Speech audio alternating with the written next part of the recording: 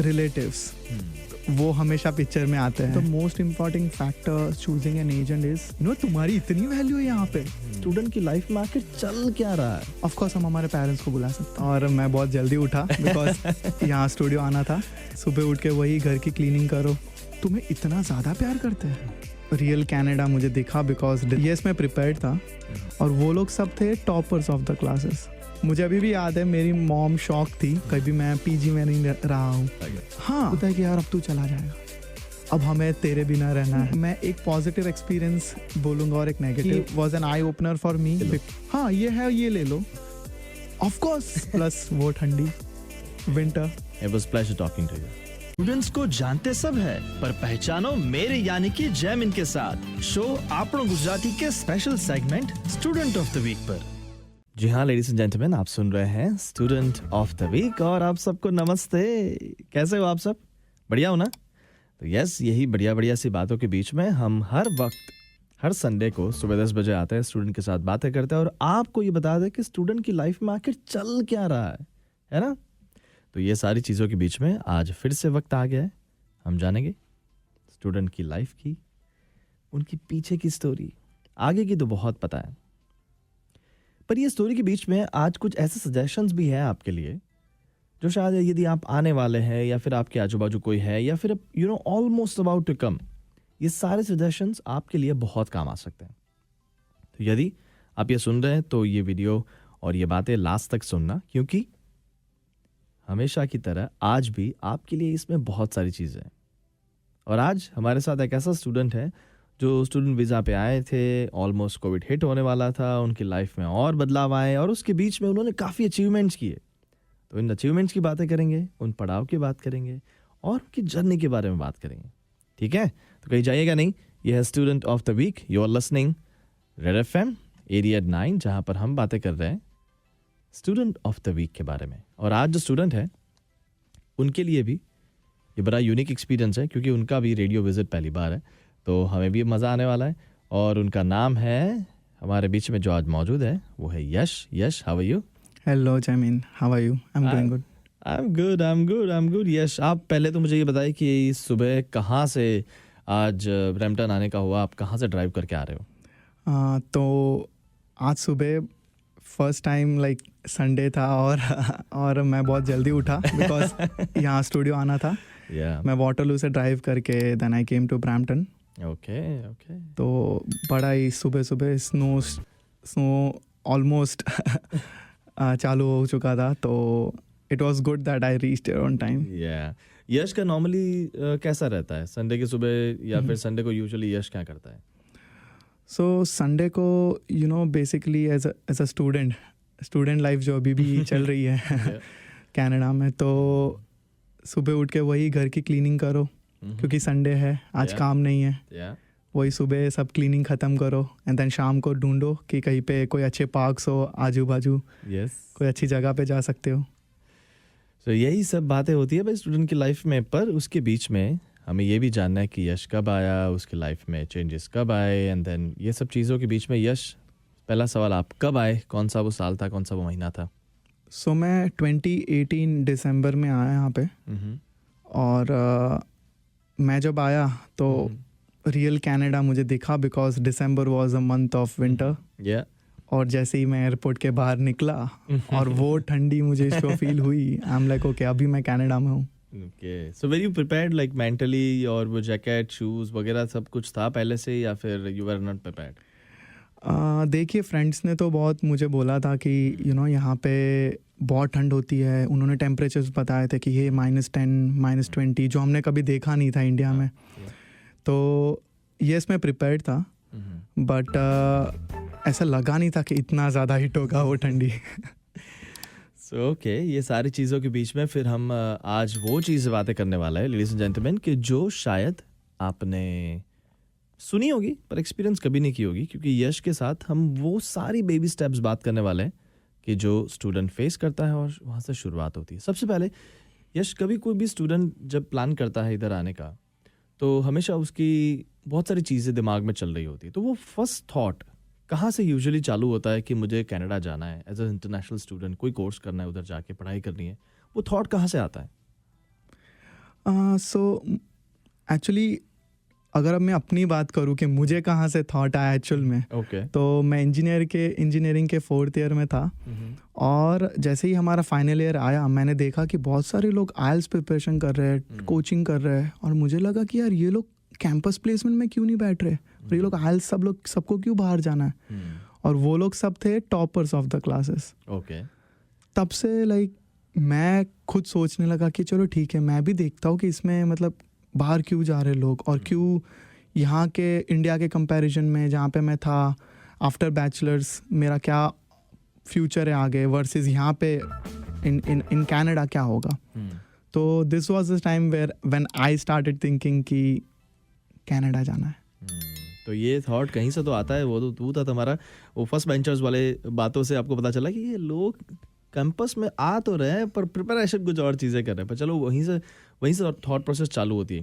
Then what should be the next step, कहाँ से आगे बात बढ़ती है फिर? Then you can not decide because you have no finance, no agent, तो नेक्स्ट पड़ाव क्या होता है? लोग ये कोर्स, चलो विचार आ गया कि हम जा रहे हैं कनाडा, उसके बाद क्या होता है? मुझे ऐसा लगता है कि एक बार तुम्हें वो विचार आ गया राइट, तो तुम अभी भी तुम लोग पेरेंट्स के साथ वहाँ पे रहते हो राइट, तो तुमको ऐसा होता है कि डिसाइडिंग फैक्टर तो पेरेंट्स ही है। तो अभी नेक्स्ट पढ़ाओ तो चलो उनसे परमिशन तो लेनी पड़ेगी, बिकॉज वही जो है अगर वो हाँ बोलेंगे तो हम कर सकते, ना बोलेंगे तो नहीं कर सकते राइट। तो मेरे टाइम पे मैंने फर्स्ट टाइम अपने मदर को बताई थी ये बात। मैं अपने मॉम को बताई कि मॉम यार मैं आइल्स का सोच रहा हूँ और मुझे आइल्स देनी है और मुझे कनाडा जाना है। तो मुझे अभी भी याद है मेरी मॉम शॉक थी। मॉम को ऐसा लगा कि यार अभी तक तो इसने कभी ऐसी बातें की नहीं, अचानक से कहाँ से आ गया? हाँ लाइक कहाँ से एकदम से बाहर। और जब तुम वो फैमिली से बिलोंग करते जहाँ पे कभी कोई बाहर नहीं गया हो, जहाँ पे सब पहले ही गवर्नमेंट सर्विसेज में हो, तो तुम्हारे पेरेंट्स को भी लगता है कि चलो तुम भी एज अ गवर्नमेंट सर्विसेज में जाओ या फिर तुम तुम यहाँ पे कुछ फ्यूचर बनाओ। तो माई मॉम वॉज शॉक्ड कि चलो ये बात तो कर रहा है बट हमें कुछ पता नहीं इसके बारे में, बिकॉज कभी कोई फैमिली में से कोई बाहर ही नहीं गया। तो ये पेरेंट्स वाला जो फेज होता है, इट वाज समथिंग कि हाँ तुम्हें अभी सपोर्ट मिल सकता है, या तो फिर तुम्हें टोटली बोल सकते कि नहीं ये नहीं करना है।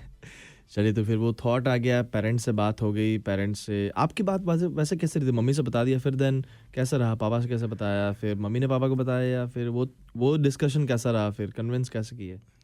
सो पहले मम्मी से बात की और उसके बाद रिलेटिव्स, तो वो हमेशा पिक्चर में आते हैं राइट। तो मम्मी से बात की, मम्मी ने पापा से बात की, पापा की सराहना ना थी कि नहीं हमें ऐसा कुछ करना नहीं है, तो यहीं पे फ्यूचर बना। तो फिर उन्होंने बोला कि ठीक है हमारे अंकल है तो उनसे एडवाइस लेते कि कैसा है क्या है, अगर उनको ज़्यादा बाहर का पता हो तो वही उस टाइम पे फिर रिलेटिव्स पिक्चर में आते हैं कि फिर मेरे अंकल के पास हम लोग गए कि ऐसा ऐसा करना है, तो उन्होंने भी मतलब इतना ज़्यादा पॉजिटिव रिस्पांस नहीं दिया क्योंकि शायद वो भी खुद गए नहीं थे बाहर राइट। तो मुझे लगता है कि मैं बहुत लकी था कि इस टाइम पे मेरी मॉम बहुत ज़्यादा सपोर्टिव थी कि ठीक है कुछ भी हो जाए, अगर तुझे जाना है तो मैं भेजूंगी, मैं करूँगी, पापा को मनाने का काम मेरा। ठीक है, तो फिर ये usually I just want to know your thought, क्योंकि देखिए कोई भी स्टूडेंट या फिर कोई भी इंसान जब कंट्री चेंज करने की बात करता है, so they are moving for the betterment of the life और बेटरमेंट फॉर द फ्यूचर, और कोई थॉट होता है राइट।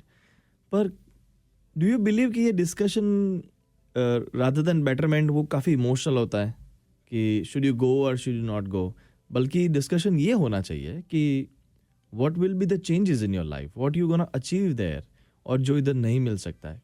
डू यू फील कि वो डिस्कशन होता ही नहीं और वो काफ़ी इमोशनल डिसीजन होता है पेरेंट्स के लिए, रिलेटिव्स के लिए, बच्चा भेजेंगे नहीं भेजेंगे? Do you think so? Yes, मुझे ऐसा लगता है कि हम बिकॉज फैमिली के साथ ऑलरेडी रहे हुए इतने साल से, जैसे कि मैं कभी मेरे सिटी के बाहर भी नहीं गया हूँ, कभी मैं पीजी में नहीं रहा हूँ, तो वो इमोशनल अटैचमेंट पेरेंट्स के साथ इतना ज़्यादा होता है कि वो अपॉर्चुनिटीज़ वाली बातें डिस्कस थोड़ी थोड़ी होती है मैं बोलूँगा, बट क्योंकि उन्हें जानना होता है कि तुम वहाँ पे जाके करना क्या चाहते हो, तुम क्या सोच रहे हो, वो थोड़ी थोड़ी बातें होती है, बट मेन फोकस तो यही होता है कि यार अब तू चला जाएगा, अब हमें तेरे बिना रहना है, हम कैसे हमने हमेशा तुझे सुबह उठ के तुझे देखा हुआ है, तो अब मतलब क्या करेंगे हम लोग, तो वो इमोशनल जैसा एक बबल बन जाता है वहाँ पे. Does it make job easier for you? I guess as a human that is part of our life. Emotions और ये सब आने वाले हैं. I think मैं ऐसा नहीं बोलूँगा कि वो easy बना देता है या फिर hard बना देता है, बट मैं एक्चुअली ऐसा बोलूँगा कि तब एक्चुअली एक ऐसी फीलिंग होती है कि तुम्हें इतना ज़्यादा प्यार करते हैं, तुम्हारी इतनी वैल्यू है यहाँ पे, तो फिर जाना क्यों है? हाँ, बट वो होता है ना कि हमें पता है कि आज के 5 साल के अंदर मतलब हमें क्या करना है. हमें पता होता है कि हमारे फील्ड के जैसे रिलेटेड है, जैसे कि मैंने इंजीनियरिंग की है, तो पता होता है कि इंजीनियरिंग का फ्यूचर इंडिया में कैसा है आगे वर्सेस वो कंट्री में कैसा है और वहाँ पे अपॉर्चुनिटीज़ क्या है. हमें वो बहुत ज़्यादा हिट करता है हमारा फ्यूचर. तब हम ट्राई करते हैं कि चलो ठीक है, इमोशनली तो हमें रहना ही है, और अगर हम वहाँ पे जाके अगर हमने प्रोग्रेस किया, ऑफ कोर्स हम हमारे पेरेंट्स को बुला सकते हैं. पेरेंट्स के साथ तो मना लिया, हो गया, फिर नेक्स्ट पड़ाव क्या होता है यश लाइफ में? तो जैसे कि अगर पेरेंट्स मान गए हैं तो आखिरकार तुम्हें लगता है कि चलो अब एजेंट के पास जाना चाहिए, बिकॉज हमें फर्दर इन्फॉर्मेशन करना क्या है, कौन सा मतलब एग्जैक्टली प्रोसेस क्या है वो जानने के लिए, और पेरेंट्स को भी बताने के लिए कि ऐसा होता है. तो तुम देखते हो कि तुम्हारे बहुत सारे फ्रेंड, जैसे कि मेरे टाइम पे एक एजेंसी थी जहाँ से बहुत सारे लोग वहाँ ही से कनाडा आ रहे थे. तो हमने सोचा कि चलो एक अपॉइंटमेंट बुक करते और पेरेंट्स के साथ वहाँ पे एक बार एक काउंसलिंग फॉर एन आवर वहाँ पे जान के देखते कि प्रोसेस क्या है. ओके. तो मैं बोलूँगा कि उसमें भी होता है कि पेरेंट्स को ऐसा लगता है कि मुझे तो ये कुछ पता नहीं है, पता नहीं ये क्या होने वाला है वहाँ पे. वो उनको क्यूरियोसिटी होती है कि क्या होगा, क्या ये लोग ऐसा क्या प्रोसेस बोलेंगे. तो ये इसके साथ मेरा ये भी सवाल है यश कि हमें एजेंट कैसा और कैसे सिलेक्ट करना चाहिए? What all things we should look in the agent? I think according to me the most important factor choosing an agent is the visa factor. कि तुम थोड़ा एनालाइज करो, थोड़े लोगों से बात करो, थोड़े डिफरेंट एजेंट्स के पास जाके बात करो, देखो कि वीज़ा अप्रूवल्स कितने हैं, किसकी प्रोसेस ज़्यादा स्ट्रांग है. एग्जैक्टली किसकी प्रोसेस कितना स्ट्रांग है, और कि कौन सा एजेंट कितना सपोर्ट कर रहा है तुम्हें जो प्रोग्राम चाहिए वो सिलेक्ट करने में, ना ही कि वो प्रोग्राम जो उन्हें चाहिए तुम सिलेक्ट करो. करेक्ट. आपकी प्रोसेस में ऐसा कोई एक्सपीरियंस जो एजेंट के साथ रहा हो जो आज आप शेयर करना चाहते हो? मतलब positive, negative, anything? I think मैं एक पॉजिटिव एक्सपीरियंस बोलूँगा और एक नेगेटिव, बट ऑफ कोर्स मैं नेगेटिव से स्टार्ट करूँगा. तो मेरे टाइम पे बिकॉज मुझे पता था कि ये एजेंट अच्छा है, बट बिकॉज ऑफ द होता है कि हम कंपेयर करते हैं कि कितनी फीस ले रहा है एजेंट. तो मेरे टाइम पे मैंने सिलेक्ट किया कि चलो ठीक है, एक एजेंट है जो कम फीस ले रहा है बट वो प्रोसेस तो सेम ही करेगा, और मैं ट्राई करके देखता हूँ उसके पास से, राइट. तो मैंने वो कम फीस में मैंने ट्राई किया उनके पास से, but it went in a very opposite way, in a wrong way, कि मुझे जो प्रोग्राम चाहिए था उसके जगह पे वो उनको जो प्रोग्राम चाहिए था वो मुझे सिलेक्ट करा रहे थे, जो कि was an eye opener for me, because मुझे जानना था कि ऑफर लेटर कहाँ से आया है. तो he was not ready to show me that. Okay. और उन्होंने बोला कि ऑन्टारियो में हो गया, बट मुझे जानना था कौन सी कॉलेज है, मुझे जानना है. तो that was my negative experience, और I would say a learning, because तब मुझे पता चला कि हाँ, अच्छे एजेंट के पास जाना, ठीक है थोड़ी फीस ज़्यादा है बट वो बहुत ज़्यादा इंपॉर्टेंट है. Correct. And what was the positive experience? So positive experience में मैं बोलूँगा कि मैंने पैटर्न फॉलो किया कि कहाँ से मेरे फ्रेंड्स एक्चुअल में जा रहे हैं, जो मेरे सीनियर्स गए ऑलरेडी कनाडा में. तब मुझे जो एजेंट मिले और मैंने उनके साथ जाके जो बात की, वो एक्सपीरियंस टोटली मेरा डिफरेंट था, बिकॉज उनका फोकस था कि मैंने क्या लर्निंग की है इंडिया में, क्या बैचलर्स प्रोग्राम किया और कौन से प्रोग्राम्स है he was giving me options. मैंने सोचा कि वाह, ये मुझे ऑप्शंस दे रहा है, जबकि पहले मेरा एक्सपीरियंस था कि मुझे कोई ऑप्शन ही नहीं मिल रहा. ये है, ये ले लो. हाँ, ये है, ये ले लो, और यही है मतलब. और एडमिशन्स ओपन ही नहीं है, यू नो. Okay. तुम्हें पता नहीं होता कि कितने एडमिशन है, कैसे एडमिशन होता है. तो आई थिंक बिकॉज उसके बाद मैंने बहुत ज़्यादा रिसर्च की, मैंने देखा कि एक्चुअल में पैटर्न क्या है. तो that was my positive experience and I was lucky enough to meet the agent and you know I came here through him. Correct. तो रिसर्च बहुत इंपॉर्टेंट है, ये चीज़ आपको ध्यान रखनी है. चलिए, एजेंट से बात हो गई, हो गया कोर्स वोर्स, आगे बातें चलने लग गई. फिर what is the next step? How do you finally think कि चलो अभी सब सेट है, then what is the next step? So एक बार एजेंट से बात हो गई तो तुम्हें फिर फाइनेंस अरेंज करना होता है. How difficult it is? So सबसे बड़ा फैक्टर है, और सबसे बड़ा you know it can lead you to direct to Canada, या फिर वो तुम्हें इंडिया में ही रख सकता है. और जैसे कि हम जाने के 2018 में मार्केट बहुत ही डाउन था. करेक्ट. तो बहुत ही मुश्किल था तुम्हें एजुकेशन लोन मिलना. और पेरेंट्स को ये बहुत ज़्यादा कंसर्न होता है कि ठीक है, अगर एजुकेशन लोन लेना है तो हमें मॉर्टगेज रखना पड़ेगा. तो वो भी बहुत बड़ा डिसीजन होता है, पूरे फैमिली का डिसीजन होता है.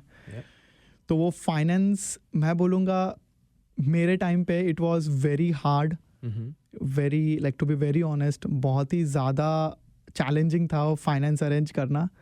क्योंकि हम लोग बहुत सारे लोन प्रोवाइडर्स के पास गए थे, मैं और मेरे फादर और मेरे मदर, हम तीनों.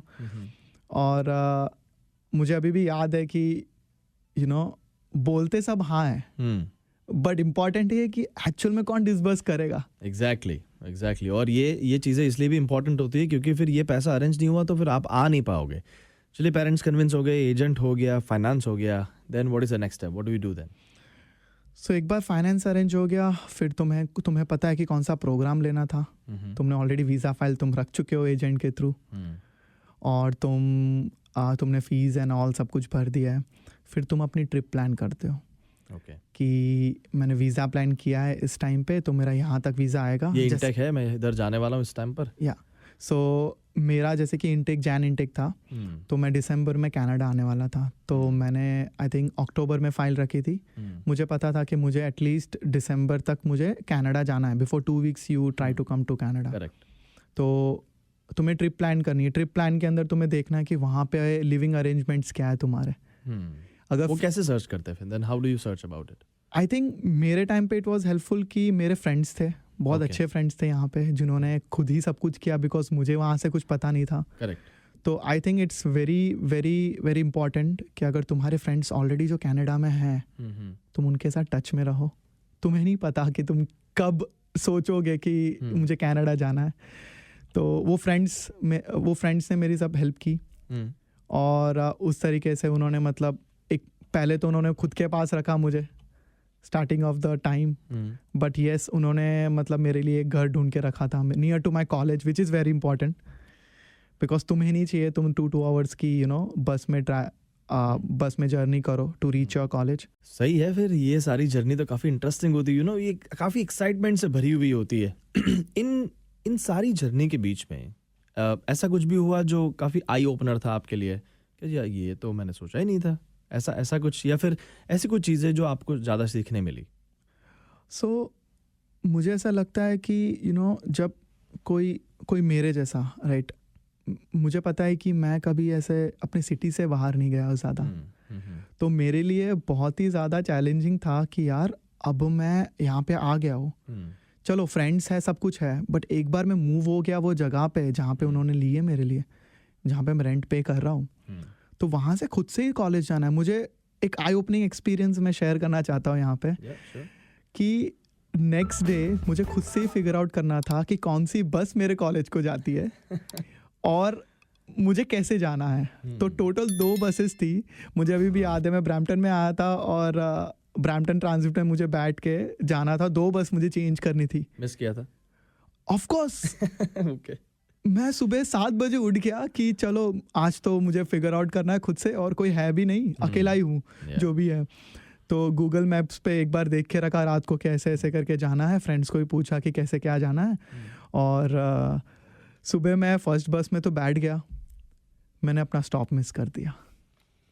और हुआ कि मैं 2-3 स्टॉप आगे जाके पता लगा मुझे कि पता लगा कि यार मैं तो ओ मैं तो कहीं और ही आ गया, राइट। तो वो आई ओपनर था, और प्लस वो ठंडी विंटर, तुमने ऑलरेडी इतने सारे जैकेट पहने हुए हैं, तुम्हारा बैग है, लैपटॉप है बैग में, इतना हैवी तुम कैरी कर रहे हो, तो वो वापस 2 स्टॉप से पीछे आओ, वापस दूसरी बस लो और वापस कॉलेज के लिए जाओ।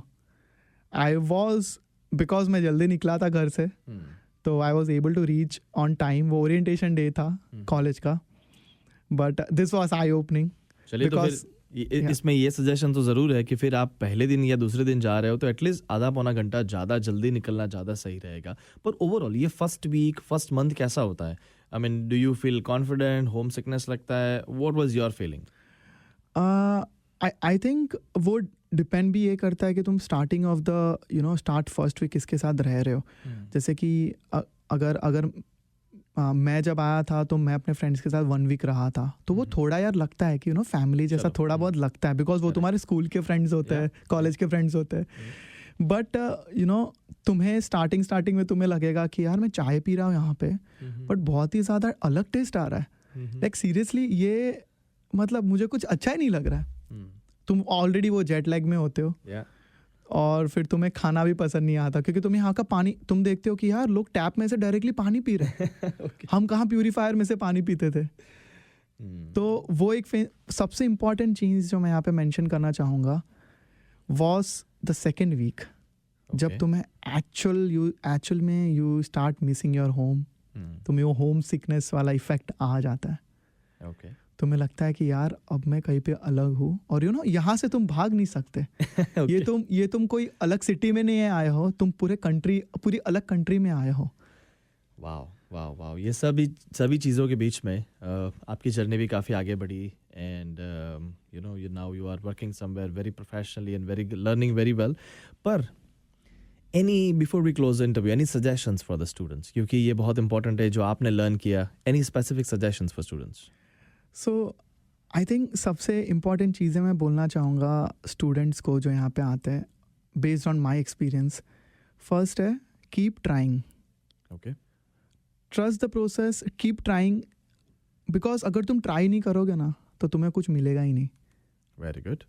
सेकेंड मैं बोलूँगा कि एक चेकलिस्ट बनाओ, starting of your student, your first day of your college, checklist बनाओ कि तुम्हें कहाँ पे जॉब करनी है, कौन से इंडस्ट्रीज़ है तुम्हें एक्चुअल में जाना है अकॉर्डिंग टू योर प्रोग्राम, या तो फिर तुम्हें डिपेंडिंग ऑन तुम्हारा बैकग्राउंड क्या है, तुमने किस में बैचलर्स किया, उसके वजह से तुम्हें कहाँ पे जाना है। You should be very clear. Third है कि नो द स्किल्स, नो कि तुम्हें अगर इंडस्ट्री में घुसना है तो तुम्हें कौन सी चीज़ इंपॉर्टेंट है। जैसे कि मैं प्रोजेक्ट मैनेजमेंट से बिलोंग करता हूँ, मुझे पता था कि मुझे स्टार्टिंग एक सर्टिफिकेशन देना पड़ेगा जो कि CAPM था, जो कि मैं आई नो कि उसके बिना मुझे इंटरव्यूज मिलना पॉसिबल वेरी चैलेंजिंग होगा। तो ये 3 चीज़ें मैं रिकमेंड करूँगा स्टूडेंट को। Very nice, very nice. तो ये 3 चीज़ों के साथ यश ने काफ़ी सक्सेसफुल करियर बनाया है, और आप भी कर सकते हैं इसी सजेशंस के साथ। और आज का इंटरव्यू आज यहाँ पर समाप्त करता है, क्योंकि इन चीज़ों के बीच में आपने शायद इंटरव्यू प्रोसेस की स्टार्ट की ना हो, पर आपकी लाइफ में बदलाव ज़रूर आ सकता है। तो student of the week follow करते रहिएगा, और हमें भी बताते रहिएगा कि यदि आपकी लाइफ में ऐसा कुछ हुआ है तो ज़रूर बताइएगा। तो Yash, thank you so much, it was pleasure talking to you. Thank you Jaimin. So जाते जाते मैं एक रिक्वेस्ट करना चाहूँगा। ज़रूर। मुझे एक सॉन्ग डेडिकेट करना है अपने मॉम को। डेफिनेटली, बताइए। सो एक गुजराती सॉन्ग है। तो पक्का जी, पक्का। मुझे पता है कि आप अपनी माँ को याद करें तो कौन सा वो सॉन्ग है। चलिए, thank you so much once again, it was pleasure talking to you. Ladies and gentleman, आप सुन रहे हैं आपने गुजराती।